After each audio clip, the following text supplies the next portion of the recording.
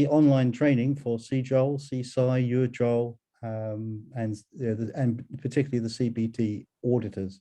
So welcome to this CPD assessor training session, which is run by the Geological Society. My name is Jim Griffiths, and I am presently the Secretary of the Professional and Chartership Committee.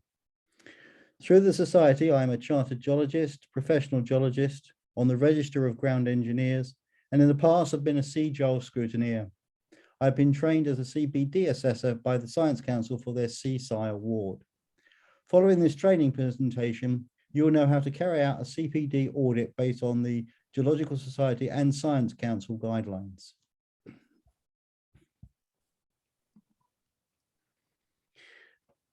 The Geological Society and the Science Council are committed to supporting the science workforce in their careers.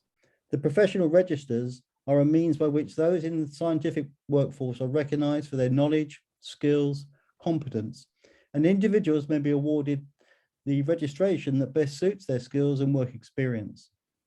In addition to the CGeol, or the Chartered Geologist, the Geological Society has the mandate for the award of the registration of Chartered Scientists and European Geologists.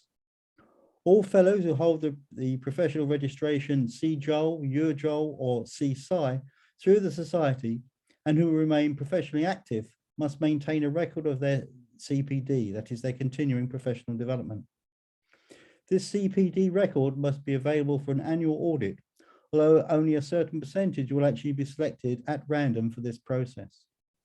Failure to undertake and complete an annual record of CPD will lead to removal from the professional registers. Now, we define who is professionally active. It is used to indicate that an individual is performing a role that requires them to keep their knowledge and competence up to date.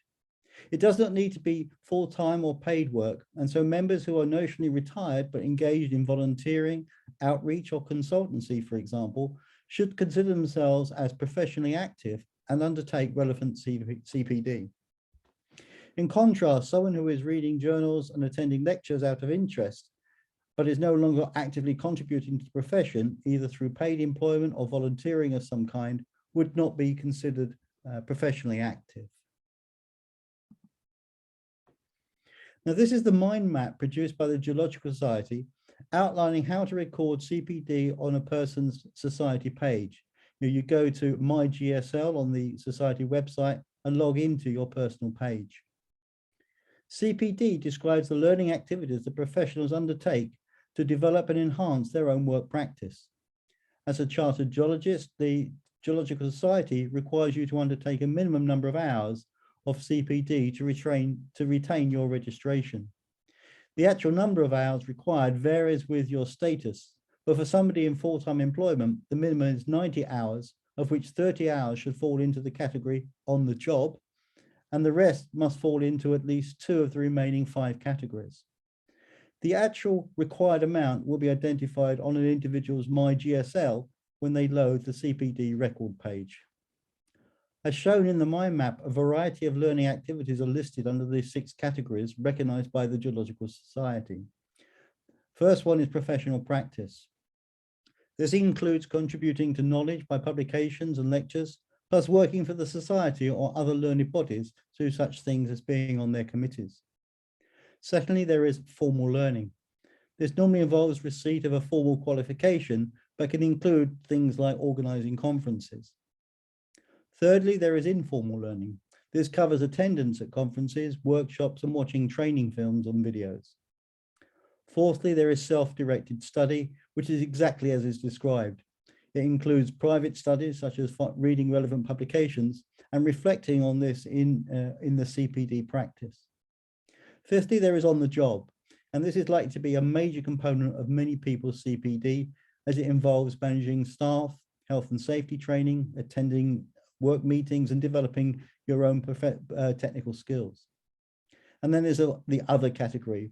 As with all professions, a significant amount of an individual's work is likely to involve developing business-related skills, strategic planning, and even volunteering both inside and outside geology. It normally includes groups such as RIGS, which is the regionally important geological sites, but can cover volunteering in many different capacities, as long as there is a learning opportunity with a reflective element. As you can see from the mind map, CPD is not prescriptive.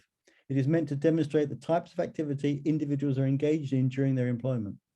However, critically, it is not merely a list of activities undertaken, as individuals must reflect on these activities and how they have benefited themselves, their professional practice, and others involved in the profession. By undertaking CPD and making the choice to upskill, professionals are actively contributing to the progression and sustainability of their organizations and professional industries.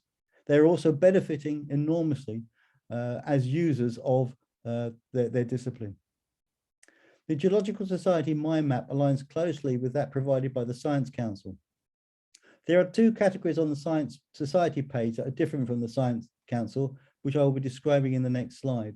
The GSL category of on the job is equivalent to the Science Council's work-based learning.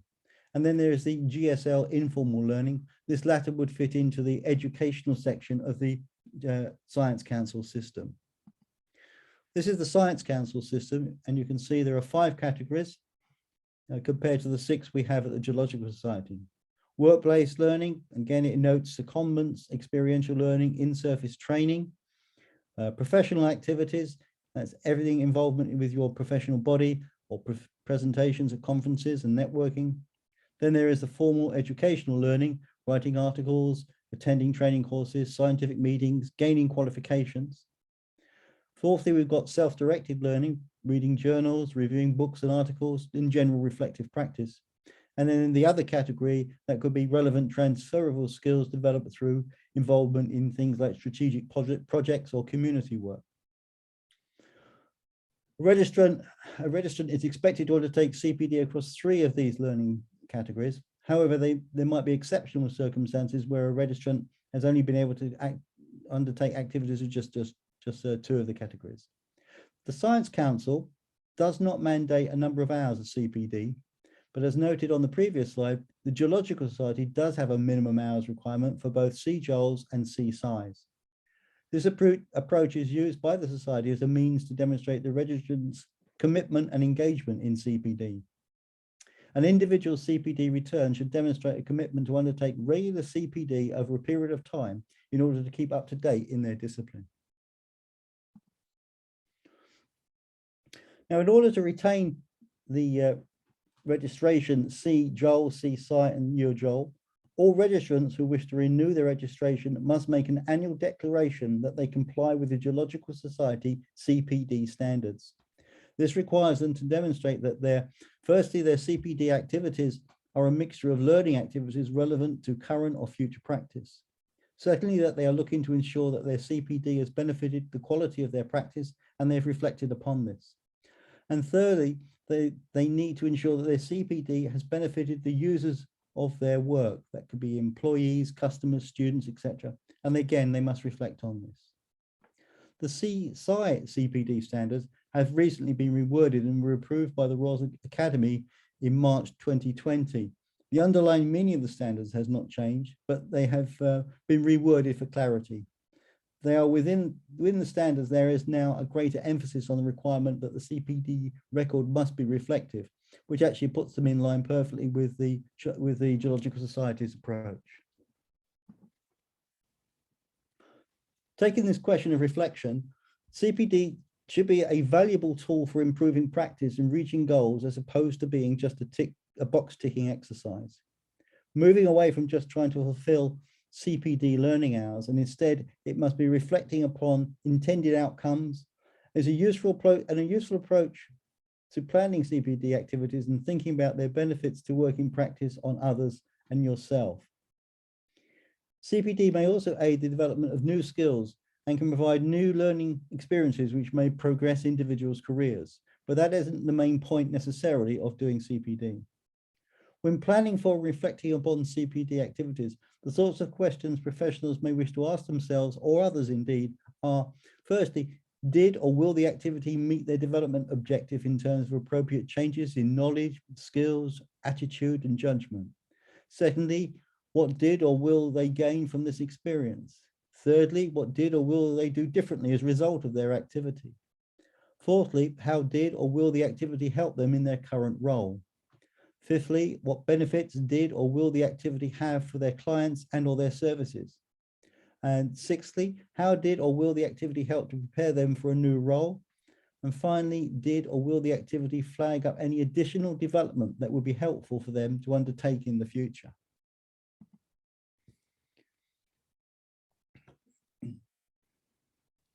It's actually helpful to see CPD as it was part of a cycle.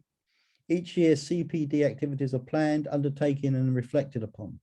The outcomes from and reflection on one year's CPD will feed directly into plans for next year's CPD. However, it must be emphasized that CPD must be recorded accurately to enable it to be audited as required by the Geological Society and the Science Council. It'll also be helpful to attach to the CPD record any valid certificates, attendance records, or other documentation that proves the participation of the individual in the CPD events. As I described previously, each year all CGeol, CSci and EurGeol registrants must declare they are undertaking CPD as part of their professional registration with the Geological Society. This is part of their annual subscription renewal process. The audit is the process by which compliance with the CP standards of the Geological Society and the Science Council are assessed. The Geological Society, as a Science Council licensed professional body, as well as having its own audit processes, must comply fully with the Science Council's audit process guidelines. These can be found in more detail in the annual monitoring of CPD for Science Council registrations guidance document, which is available for CPD assessors. This Science Council document contains minimum requirements which the Geological Society, as the licensed professional body, complies with, as well as providing information on good practice. The Geological Society audit process involves, firstly, encouraging registrants to engage in good CPD. Professional bodies can also engage their registrants by encouraging them to undergo training to become chartership applicants, or if already chartered, chartership scrutineers and CPD assessors.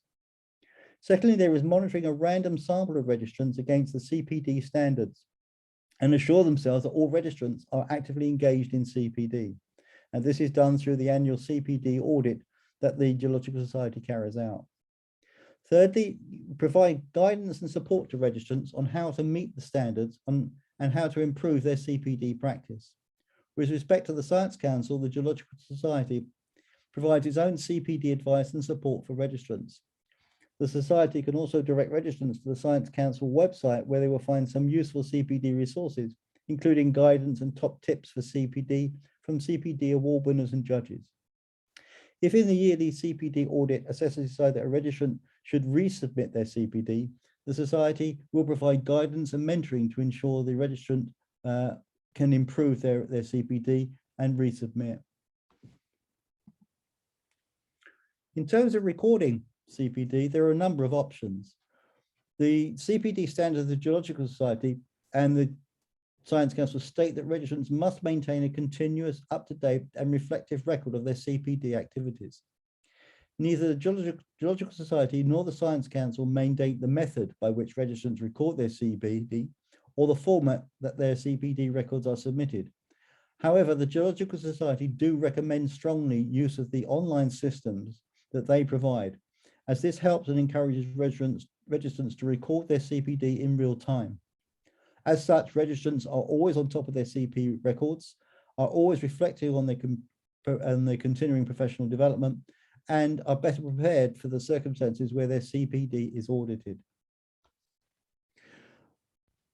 There are other CPD schemes. Registrants can be submitting their CPD for other schemes, such as the CEng registration, who might use the IOM3 system or the Institute of Civil Engineers online systems.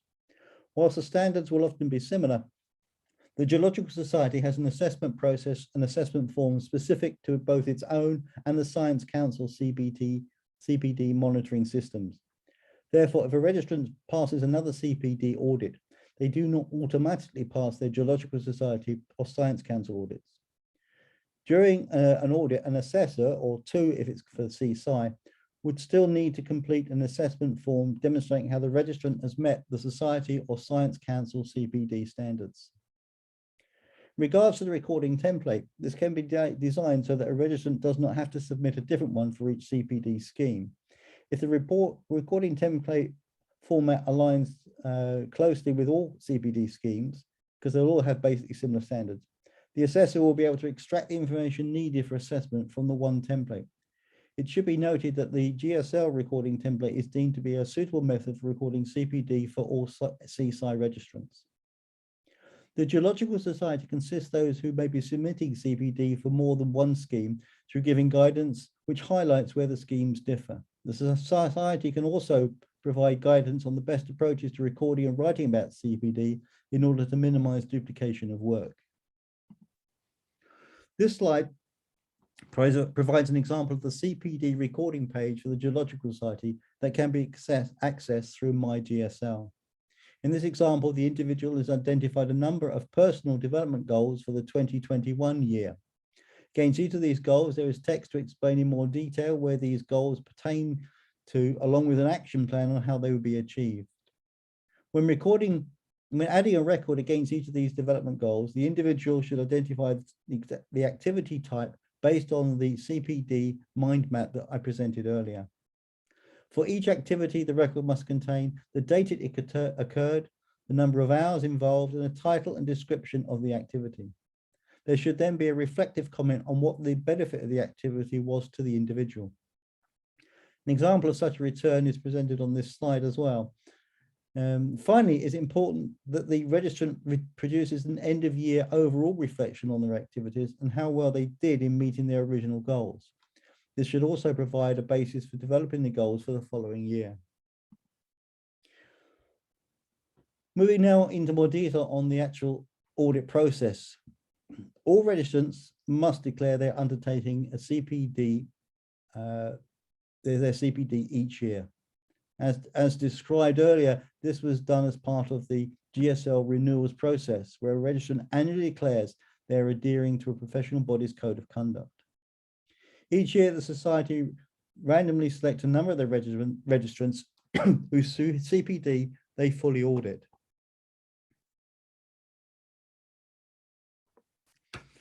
Under the Science Council regulations, the number of registrants included in the audit sample must be either 2.5% of their total eligible registrants or 20 registrants, whichever is the greatest.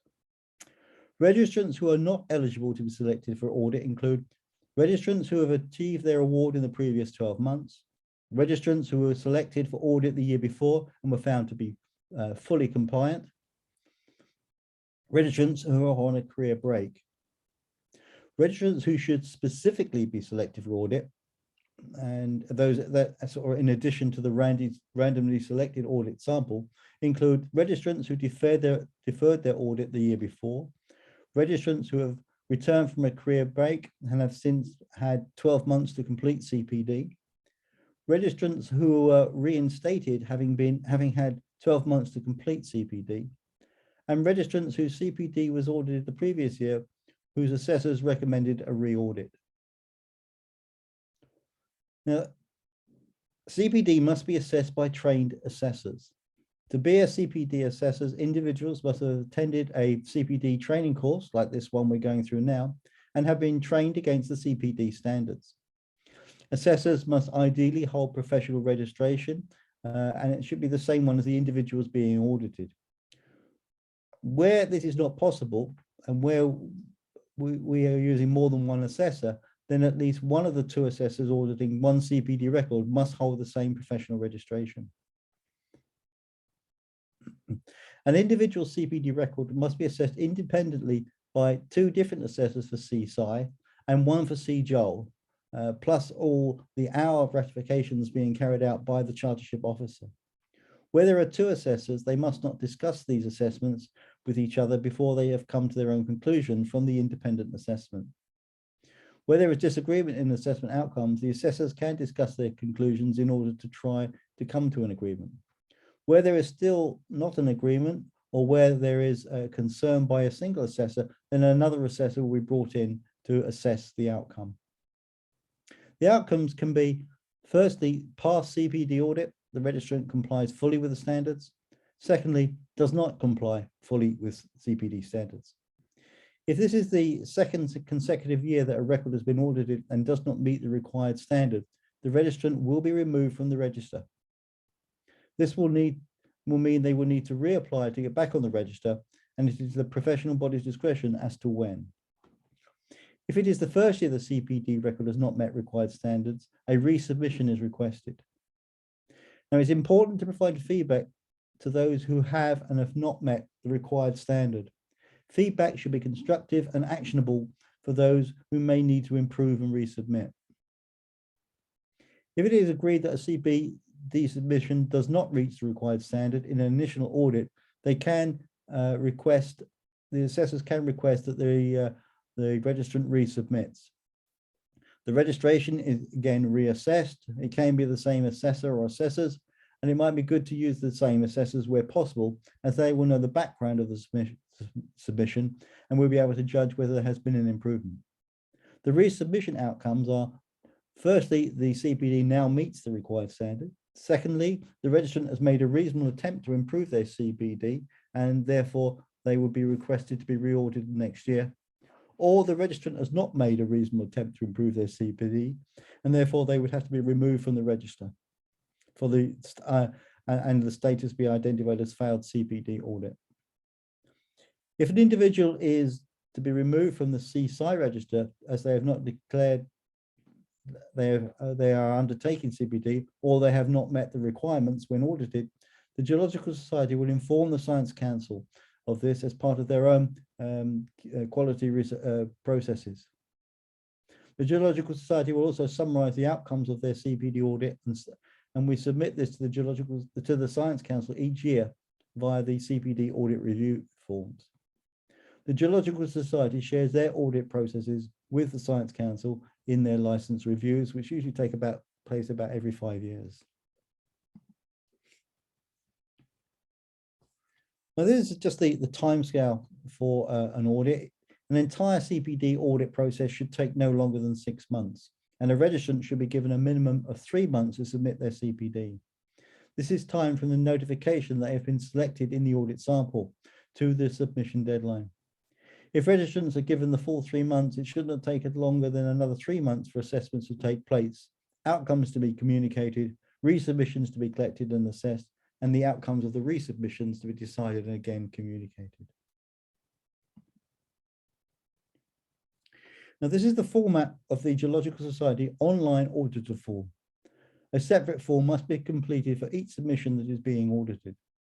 Assessor forms have space for assessors to state whether the individual being audited has met each standard. Individuals cannot partially meet a standard. Assessor forms also have space for assessors to provide comments and feedback which justify their assessment outcomes. The Geological Society assessment form, which is shown in this slide, has space for an assessor to put final recommendations and comments. Examples of suitable comments are met all standards, excellent CPD record, or did not meet standard 3, would like more reflection. It is important to highlight on the form which assessor's comments will be given to the registrant as feedback. An alternative assessor form has been provided by the Science Council for their audit to meet their standards. This is an example of good practice which the Geological Society have been presented with, but we will not be using this form. At the moment, we're going to remain with our form, which was shown in the previous slide. Now, it's important for CPD assessors to provide feedback so that registrants who receive this will know how to improve their approach to CPD for resubmissions, and indeed how they submit things in the future. Also, when an audited registrant has done well in their CPD, we need to be able to tell them that as well. This can be encouraging for them as they move forward. Ideally, the feedback needs to meet sort of 4 criteria. You need to state the issue clearly. If a CPD record does not meet the standard, we need to say why. It's important to explain why there is an issue. For example, an individual might appear to have not met the CPD standard, but could have instead, they just had sort of difficulty fulfilling the way it was laid out on their recording form. So work with them on this. It is important to use sympathetic language here when you identify an issue, and you can help them. Secondly, you can suggest a possible solution. If there's something that you know that should be included in a CPD record, it should be stated. This is not the same as telling a registrant what to do, but it's providing advice. An assessor should try to give an example of a possible solution where possible. It is helpful to say something like, I can see that the registrant has described some positive outcomes from the CPD. However, it would be good to see how this specifically benefits their working practice. Thirdly, be information specific in the feedback. Make it clear which part of the CPD record the feedback relates to.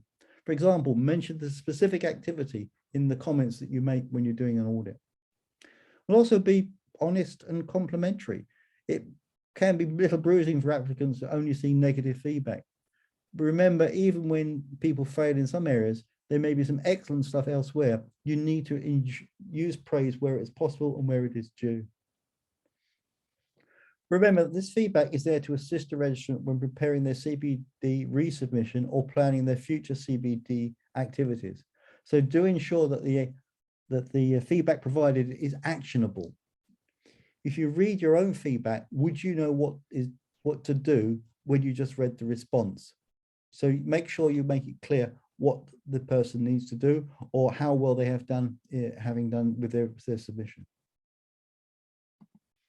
We have some sort of feedback from assessors, and they make a number of interesting points, which I think is important for you to remember when you're assessing these things. Remember, there is not just one type of geologist or scientist. Geologists and scientists can be explorers, investigators, communicators, teachers, policymakers, and much more. And you must remember this when assessing CPD and think broadly about the CPD activities that can fit with an individual's job role. When you're assessing a CPD record, put your assumptions and expectations aside. When first looking at a form, it can be easy to make an assumption about what to expect from the candidate and their CPD based on their job role or because they are within a familiar profession. It's best to put these assumptions to one side.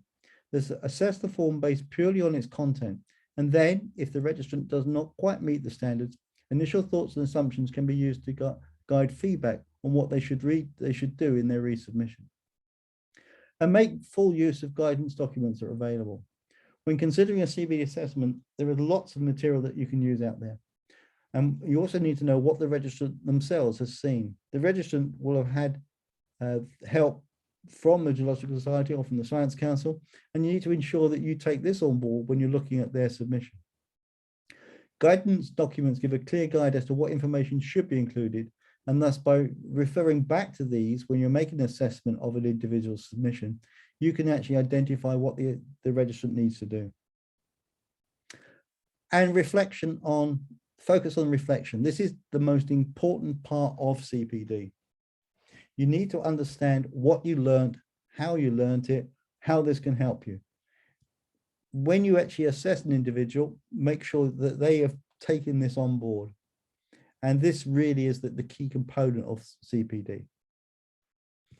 And finally, be wary of some of the common objections that we've all seen if we've gone through an assessment. Individuals may object to doing CPD.